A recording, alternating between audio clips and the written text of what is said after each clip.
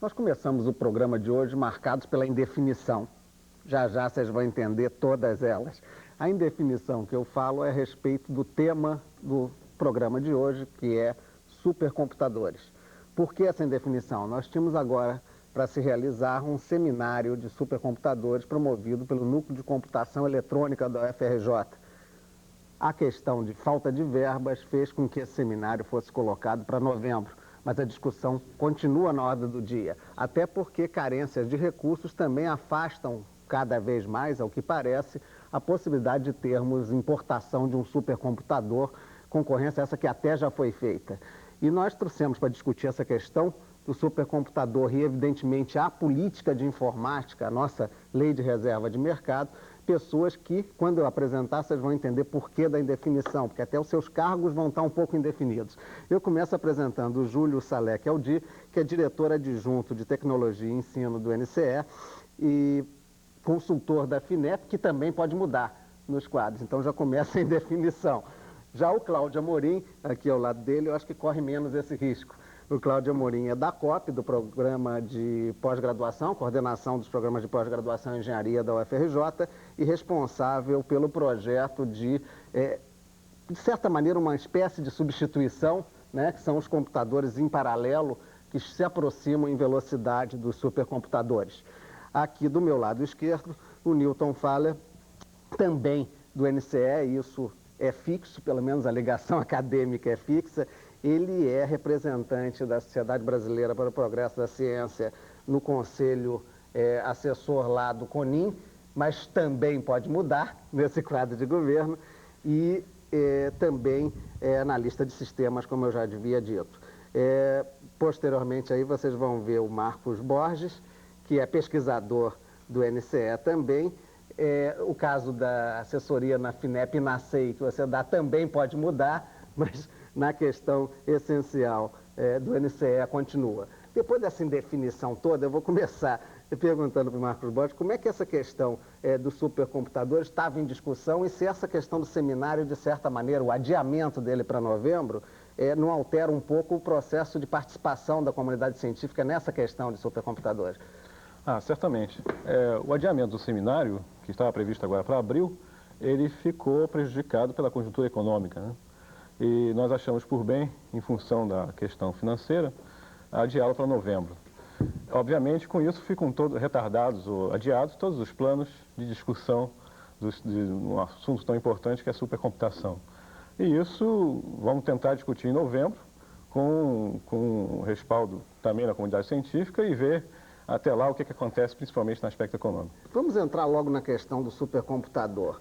Desde que surgiu com a nova república o Ministério, então o Ministério da Ciência e Tecnologia, que a questão do supercomputador entrou na ordem do dia. Era necessário pela questão da nossa possibilidade de previsão meteorológica e uma série de outros usos. Aqui mesmo o ex-ministro Renato Acha fez essa defesa, e não só ele, como inúmeras pessoas, o próprio Exil, antigo secretário da SEI. Essa importância do supercomputador, esse adiamento, o que está causando, o que pode causar para o país? Bom, já foi dito aqui por você que a supercomputação é fundamental para certas atividades de pesquisa e de ensino no país. A princípio, a alternativa que nós temos para isso é a importação de equipamentos. Essa importação, como disse, foi feita, a concorrência inclusive foi feita, foi decidida, e isso ficou adiado ad infinito até que se tenha informação de recursos, né? É claro que, como alternativa a isso, temos as opções nacionais, os investimentos em tecnologia nacional, e existem vários grupos que atuam nesse campo, inclusive o do Cláudio Amorim, que é aqui presente, uma alternativa brasileira para a supercomputação. É claro que isso ainda demora muito, né, e com isso o quadro fica mais indefinido ainda. Nós temos uma tentativa de alternativa dessa tecnologia e, ao mesmo tempo, não temos uma definição completa sobre os aspectos da importação desse equipamento, que é fundamental. Aspectos de meteorologia, aspectos da Petrobras mesmo, que teve seu equipamento também bloqueado por um certo tempo. Todos esses aspectos ficam indefinidos e ficam esperando uma definição melhor, seja do aspecto econômico brasileiro, seja da tecnologia que ainda não foi desenvolvida no país. Bem, vamos aproveitar então, já que você citou o Cláudio Amorim, para passar a bola aqui para o Cláudio Amorim nessa questão da velocidade de processamento, né? O supercomputador, essencialmente, se marca por essa velocidade. Me parece que também na área do LNCC, o Laboratório Nacional de Computação Científica, e no CBPF, também se procurava um trabalho semelhante ao que vocês tentam realizar na COP, que é a substituição dessa velocidade por uma série de trabalhos paralelos de computador. Eu gostaria que você explicasse como é que se pode, com a tecnologia nossa, chegar perto dessa velocidade de um supercomputador. Bem, a estratégia do nosso projeto deve-se ao fato que a tecnologia de supercomputação ela não é acessível ao país, tá? Em termos de componentes, a velocidade desses componentes que são utilizados no supercomputador. No caso, são os chips mesmo que nós não temos. São de tecnologia de arsenato de gálio ou de SL, coisas extremamente rápidas e difíceis de ter acesso. A nossa engenharia, construída ao longo desses anos, tem um certo domínio em componentes que você compra, digamos, no balcão, nos Estados Unidos, no Japão, na Europa, tá? Então, uma solução de estratégia que pode vir a dar certo e está sendo, digamos, investigada no mundo inteiro, nos laboratórios de pesquisa, universidades, é se utilizar componentes desses comuns, convencionais, né, de forma que eles trabalhem em mutirão, a ideia é essa, e consigam atacar um determinado problema e o problema que o supercomputador resolve, digamos, em segundos, tá? Trabalhando no mutirão, conseguir o mesmo desempenho. Tá? Então, foi isso que a gente adotou. Quer dizer, isso é um resultado, digamos, de pesquisa que vem na década de 80. Tá? Um protótipo que vocês recentemente até divulgaram, ele já está funcionando com boa capacidade? Nós conseguimos, num prazo de 1 ano, executar o projeto. Tá? Esse projeto, como eu disse, vem dos últimos 5 anos, nosso grupo vem tentando, junto à FINEP, junto à SBC, junto a órgãos financiadores, e só agora, nesse último ano, conseguimos financiamento. E conseguimos chegar a um protótipo. Ou seja, com dinheiro, em pouco tempo, vocês conseguiram que em muito tempo não tinham conseguido. A maturação da ideia, a preparação da equipe, o projeto lógico, né, toda essa fase inicial a gente desenvolveu sem o dinheiro.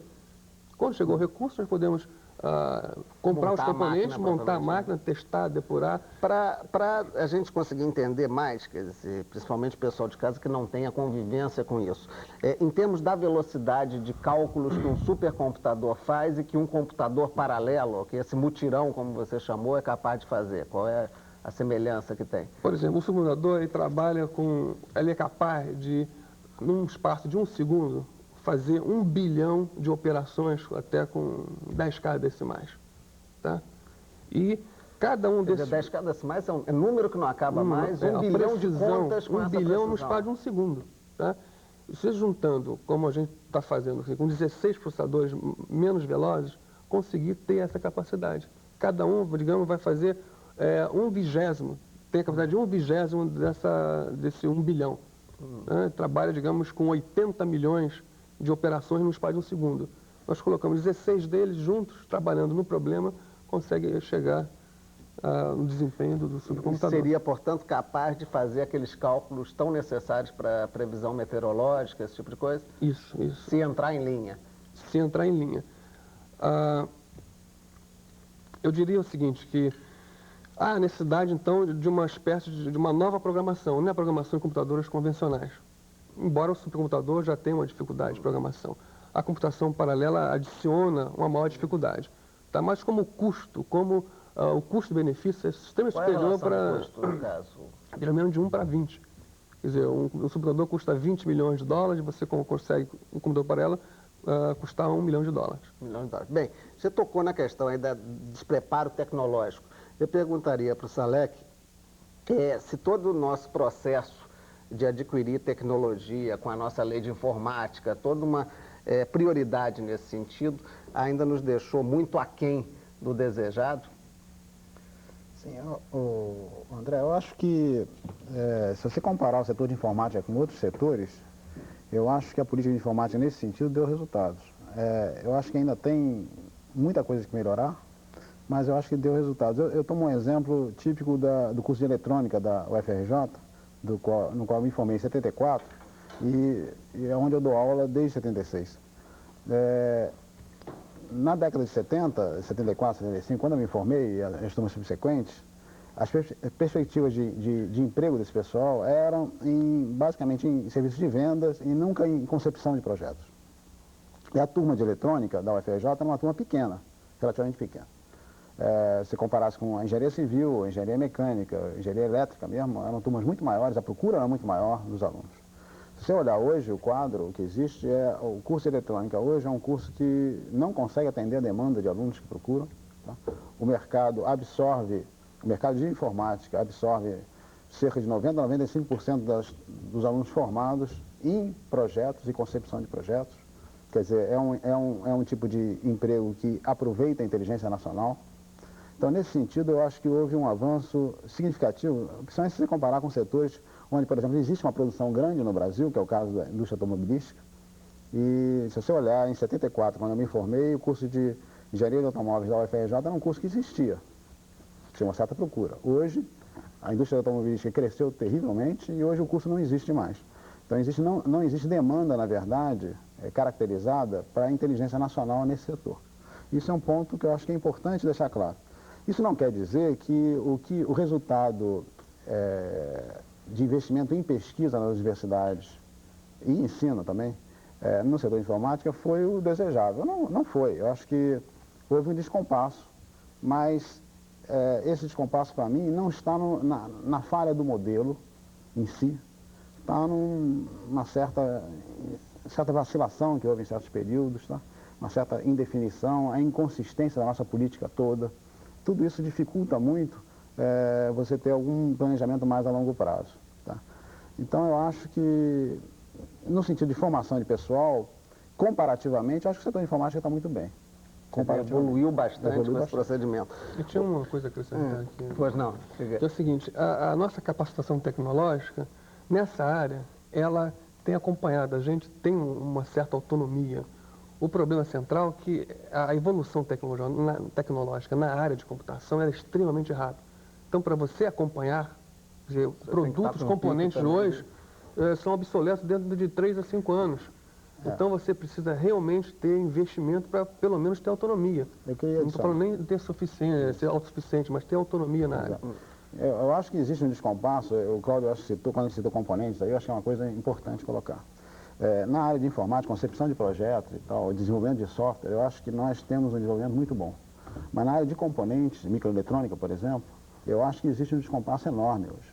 Eu acho que não houve esse investimento não foi claramente feito. Na UFRJ, por exemplo, praticamente não existe formação de pessoal na área de processos de fabricação de componentes, e por isso, quando o Cláudio cita que em supercomputação a tecnologia de componentes é o grande obstáculo a gente conseguir dominar essa tecnologia de supercomputação, eu acho que isso é um fato verdadeiro. No Brasil, isso é um fato verdadeiro. Tá? Assim como a COP, o NCE também está desenvolvendo projetos na área de processamento paralelo, e a gente também está optando pelo caminho que o Cláudio citou, e que é a opção que eu acho que cabe no Brasil. Por quê?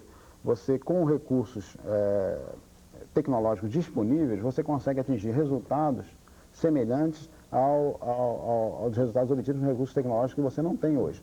Mas esse descompasso, eu acho que é uma coisa que precisa ser superada rapidamente. Deixa eu pegar esse gancho aí da questão do descompasso, com o Newton fala aqui, verificar exatamente os aspectos relativos a uma tendência que tem o povo brasileiro de entender essa lei de informática. Aquele negócio, bem, os japoneses e os asiáticos chegaram lá, copiaram tudo dos americanos e evoluíram e fizeram mais. A lei de informática garantiria uma evolução ou até uma certa capacidade de chupar as coisas dos outros, na medida em que não admite a questão da patente como uma coisa, uma prisão, né, para o estudo. O novo governo coloca a questão da necessidade de liberar as importações. Quer dizer, esse quadro, como eu coloquei, é verdadeiro? Ou seja, aí a gente não vai nem poder chupar?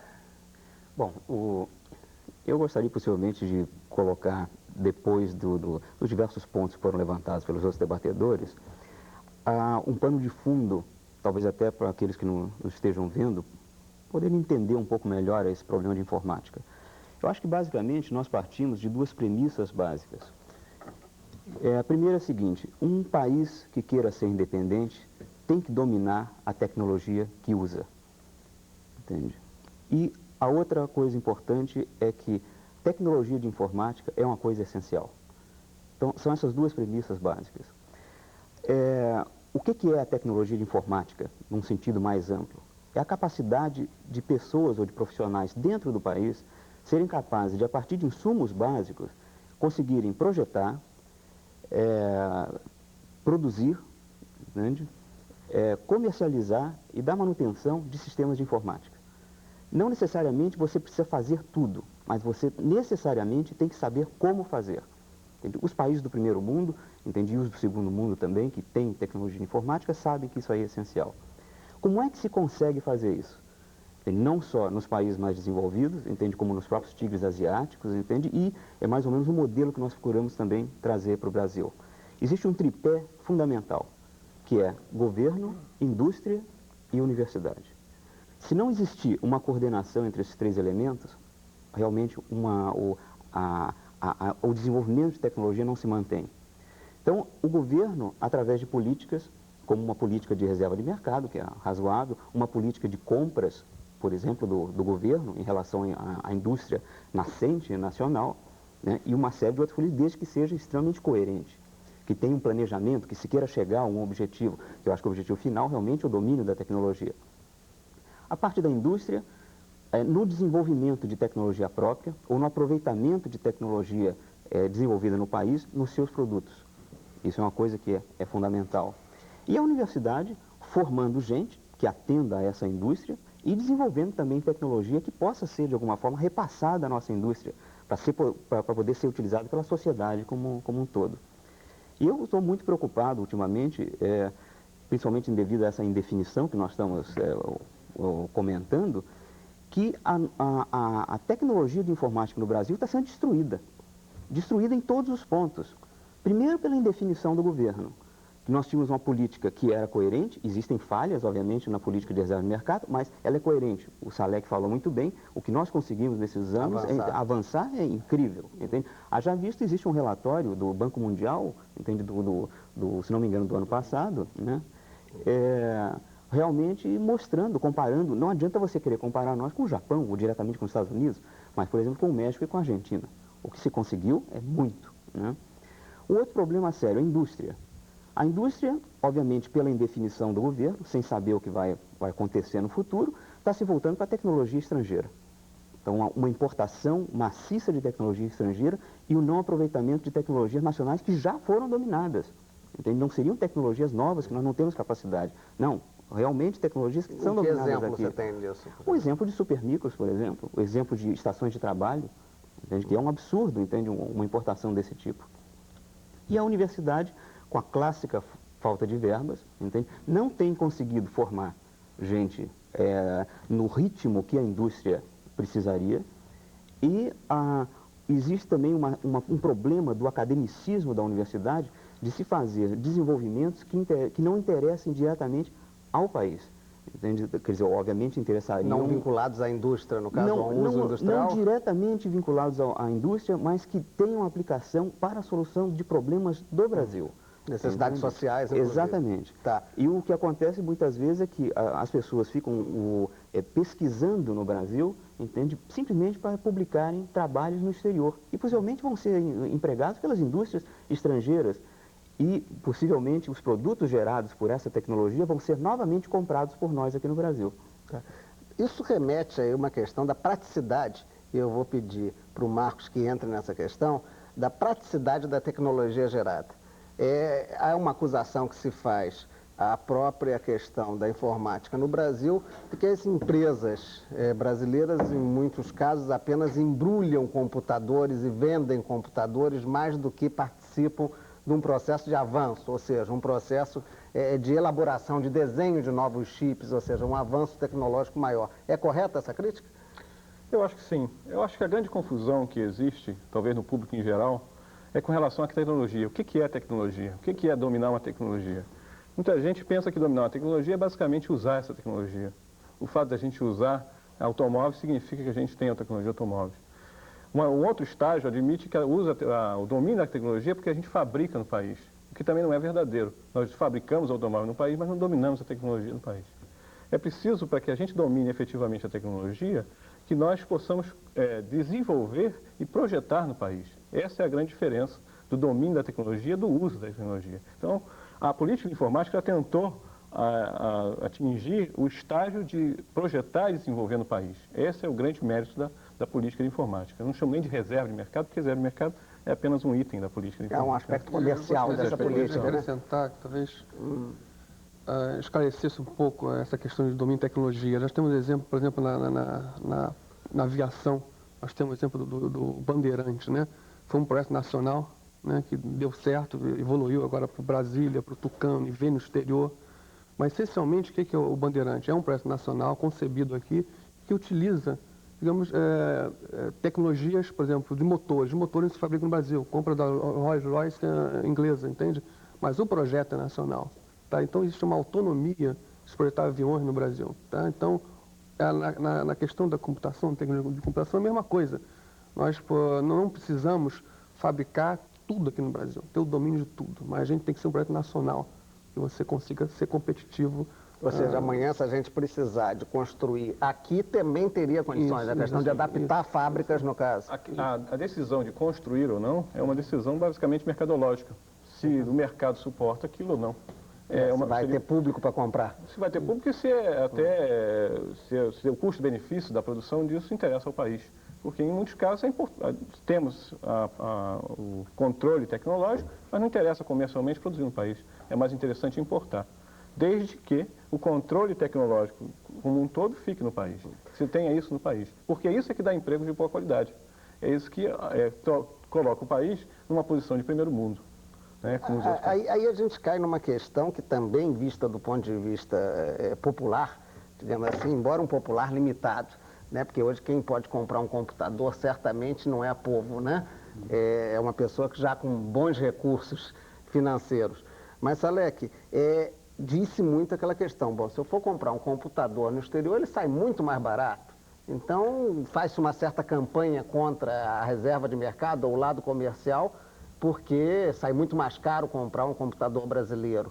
Quer dizer, essa relação de mercado que a gente estava colocando aqui, é essencial saber fazer. Mas e o fazer saindo caro não pode derrubar a própria possibilidade da gente ter essa perspectiva de evoluir tecnologicamente? Essa pergunta é interessante porque é inegável o fato de que você comprar um computador fora é mais barato que comprar daqui. Mas eu gostaria de perguntar se existe algum equipamento industrializado no Brasil, feito por companhias estrangeiras ou não, que tenha um preço mais barato do que lá fora. Não existe isso, em nenhum setor. Ou igual. Em nenhum setor. Quer dizer, então, os preços aqui de qualquer produto industrializado são superiores aos preços de produtos industrializados nos países do primeiro mundo e segundo mundo. E por que isso, no caso? Uma série de razões. Eu acho que inclusive de mercado, mas inclusive de tarifas sobre componentes que você tem que trazer de fora, uma série de coisas. Inclusive, outro fator que eu acho que eu gostaria de citar, que também é muito colocado junto com esse problema de preço, é a questão da qualidade. Sem querer entrar no mérito se o equipamento nosso é de pior qualidade do que o outro, eu gostaria também de dizer que eu não conheço nenhum produto industrializado feito no Brasil que tenha qualidade considerada igual aos feitos lá de fora. Não existe isso. Inclusive o automóvel brasileiro, para ser exportado, todo mundo sabe disso, que precisa passar por 1000 modificações ou milhares de modificações para ser aceito no mercado internacional. Então essa história de que... Embora quem faça automóveis são exatamente as fábricas internacionais. Fábricas internacionais, é isso que eu estou querendo citar como exemplo. Então, embora exista essa crítica eu acho que ela não é válida no sentido de derrubar uma política de informática sendo feita assim. Por que focar essa crítica em cima da política de informática? Na verdade, isso é um problema industrial brasileiro. A outra coisa que eu queria dizer é o seguinte, nos países de terceiro mundo, como Argentina, México e tal, onde a política foi de se implantar empresas multinacionais para fabricar microcomputadores localmente, se você comparar o preço que uma empresa multinacional fabrica um microcomputador e vende um microcomputador na Argentina, no México, esse preço é superior ao praticado pelas empresas nacionais no Brasil. Então, dadas as mesmas condições de mercado e de trabalho, o preço das empresas nacionais tem sido inferior ao das empresas estrangeiras. Isso não quer dizer que você não tem que fazer uma cobrança maior, tem que ter um controle mais rígido, tem que ser uma série de coisas. Eu não estou querendo com isso dizer que está tudo ótimo, não é isso. Mas essa crítica, eu acho que ela é uma crítica infundada. Essa crítica, como está sendo feita, é uma crítica infundada. Ela não coloca... Fazendo um adendo ao que o Marcos colocou também, eu queria dizer o seguinte, o domínio, o conhecimento de tecnologia, você ter autonomia tecnológica no país, é uma coisa fundamental, inclusive, para você poder decidir o que você compra ou o que você não compra, para você saber comprar. É estranho porque em setores onde nós não temos conhecimentos tecnológicos, é comuníssimo você ver, espalhado pelo Brasil inteiro, erros crassos de compra sendo feitos, porque você simplesmente não sabe o que está comprando. Então, a existência de conhecimento tecnológico é fundamental até para se comprar, até para saber comprar. Ou seja, qual é o equipamento que melhor se adapta àquela necessidade? Isso, até não ir na onda do vendedor. Não existe essa política de você não desenvolver e comprar tudo de fora. Isso não existe, isso não vai funcionar. Isso não funciona, mesmo para quem está pensando em algo mais eficiente. Isso não funciona. Você vai ter uma série de coisas completamente estapafúrdias sendo compradas porque ninguém entende do que está comprando. A gente já está chegando no final, deixa eu explorar um pouquinho ainda aqui o Newton Von, nesse sentido de futuro, né? Fala-se mudar a lei de informática, você é representante da SBPC, portanto, indicado pela comunidade científica lá no Conselho Assessor do CONIM. Em poucas palavras, o que é que daria para resumir uma posição da comunidade em relação à informática no país? Bom, eu diria o seguinte, eu estou bastante pessimista diante do que vem ocorrendo, né? E o meu receio é que com essa importação de tecnologia estrangeira, nós vamos ficar num ponto em que tecnologia de informática será simplesmente usar computador, entende? Então isso aí vai ter um efeito extremamente ruim, por exemplo, no caso da comunidade científica, entende? Porque nós vamos continuar fazendo um desenvolvimento que só vai interessar ao pessoal de fora, não vai ser ligado aos nossos problemas.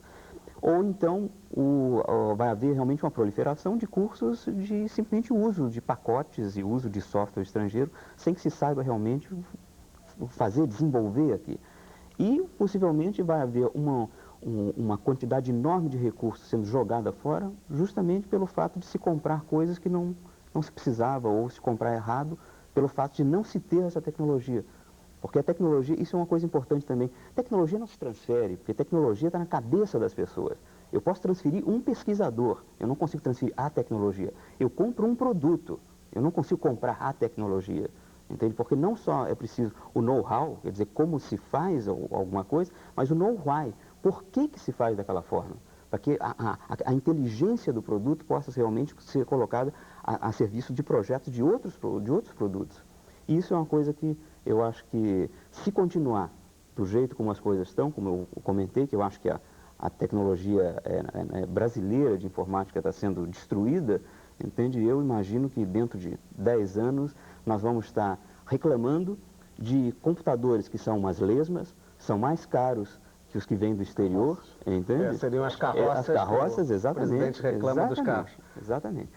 E nós não vamos ter condição de fazer nada, porque hoje, por exemplo, nem curso por exemplo, da parte de engenharia automobilística nós temos. Então, nós não vamos ter mais nem cursos de informática, nós vamos ter cursos de análise de sistemas, de programação, etc., e de bom uso. E nós vamos ficar contentes, porque ao usar um determinado pacote estrangeiro, nós vamos pensar que nós temos domínio da tecnologia.